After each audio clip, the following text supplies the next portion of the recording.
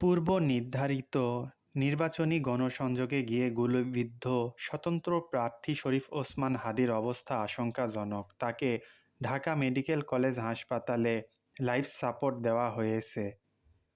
সেখানে তার অস্ত্রোপচার চলছে। তরুণ এই রাজনীতিক ও অ্যাক্টিভিস্টের সুস্থতা কামনায় দোয়া করছে দেশবাসী। সেই সঙ্গে ঘটনার সঙ্গে জড়িতদের দ্রুত গ্রেপ্তার করে শাস্তির দাবি জানানো হয়েছে সোশ্যাল মিডিয়ায়। ওসমান হাদি গুলিবিদ্ধ হওয়ার ঘটনায় উদ্বেগ প্রকাশ করেছে শায়েক আহমদুল্লাহ।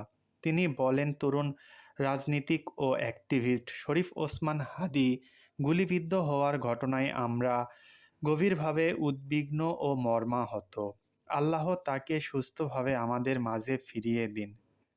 অন্তর্বর্তী সরকারের সদ্য সাবেক উপদেষ্টা আসিফ মাহমুদ সজীব ভূঁইয়া বলেন, হাদি ভাই গুলিবিদ্ধ হয়েছেন, বেঁচে থাকুন, আমাদের মাঝে ফিরে আসুন, এই দোয়া করুন সবাই। সরকার এবং নির্বাচন কমিশনকে অবশ্যই আইনশৃঙ্খলা পরিস্থিতি নিয়ন্ত্রণ করতে হবে।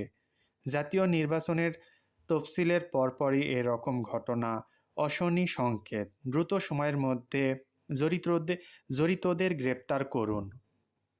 হাদির সঙ্গে নিজের স্মৃতিচারণ করে অনলাইন অ্যাক্টিভিস্ট ডক্টর আসিফ সৈকত বলেছেন, তার সঙ্গে অনেক কথা হয়েছে ইনবক্সে, মেসেঞ্জারে। ছোট একটা ইস্যুতে ব্লক করলো আমাকে, পরে আবার ব্লক তুলে আরেক ছোট ভাইকে দিয়ে বলল, আসিফ ভাই, হাদি ভাই বলেছেন ওনাকে ভুল না বুঝতে, দোয়া করতে। আমি কিছু বললাম না, অভিমানটুকু জিয়ে রাখলাম, বড় ভাইগিরি ফলালাম। মনটা খুব খারাপ লাগছে, নিজেকে অপরাধী লাগছে। সেরে ওঠ ভাই আমার। আমার জীবনে যদি একটা ভালো কাজও করি, সেটার ওসিলায় আল্লাহ তোকে সুস্থ করে দিন। বড় ভাইকে মাফ করে দিস হাদি, আল্লাহ তোর বাচ্চার জন্য হলেও তোকে ফিরিয়ে দিন।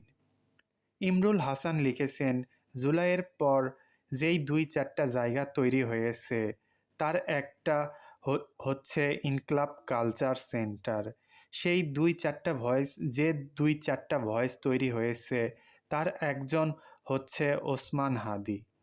হাদিরে গুলি করা মানে হচ্ছে জুলাইয়ের বুকে গুলি চালানো। প্রবাসী সাংবাদিক ইলিয়াস হোসেন বলেন, হাদিকে আল্লাহ সুস্থতা দান করুন। হাদির এমন পরিস্থিতি দেখাটা আমাদের জন্য খুবই কষ্টকর।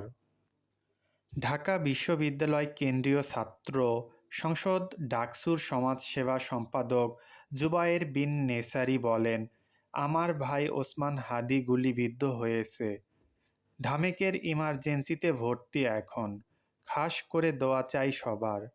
হাদির সুস্থতা কামনা করে এনসিপি নেতা সার্জিস পোস্ট করেছেন। তিনি লিখেছেন, হে আল্লাহ, আমাদের ন্যায় ও ইনসাফের পথের সহযোদ্ধা ওসমান হাদি ভাইকে হেফাজত করুন। এদিকে হাদিকে হাসপাতালে দেখতে গিয়ে কান্নায় ভেঙে পড়েন এনসিপি নেতা ও জুলাই যোদ্ধা হাসনাত আবদুল্লাহ। তিনি দোষীদের দ্রুত গ্রেপ্তারের দাবি জানিয়েছেন।